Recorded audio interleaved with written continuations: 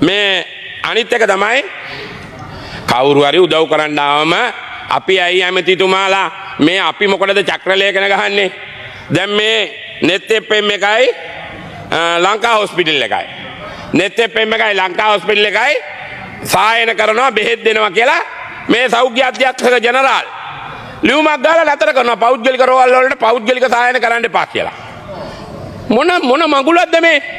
ආණ්ඩුවකට අපි මේ අමාරුවේ වැටිලා ඉන්න වෙලාවේ කවුරු ගිහිල්ලා හරි දොස්තර කෙනෙක් බෙහෙත් ටිකක් දෙනවා නම් අපිට මොකද? ඈ දැන් මේ සෞඛ්‍ය අධ්‍යක්ෂක ජනරාල් චක්‍රලේඛනයක් ගහලා ඊයේ මේ බෙහෙත් දෙන්න එපා net fm එකටයි ලංකා හොස්පිටල් එකයි එකතු වෙලා ගෙනිච්ච වැඩසටහනට ඒකට බෙහෙත් දෙන්න එපා කියලා. ඒ වගේ මේ වගේ වැඩ කරන්න එපා. ඕන මිනිහෙක් මේ වෙලාවේ ඕන මිනිහෙක්ගෙන් අපි උදව් ගන්න ඕන. මේ වෙලාවේ උදව් ගන්න නැත්නම් කවද ගන්නද අපි? ඒක තමයි අපි මේ එක්කම එකතු වෙලා මේ වැඩේට මුහුණ දෙන්න ඕන. අපි හැම කෙනාම මුහුණ දෙන්න ඕන. ඒකයි මම අද දකුණේ මිනිස්සුන්ට වැඳ නමස්කාර කරේ.